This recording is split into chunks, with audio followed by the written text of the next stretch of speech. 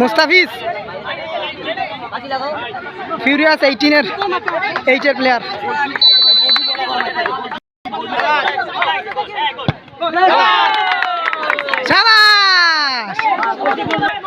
এবার মারতেছে 10 ব্যাচের আখিরুজ্জামান আখের।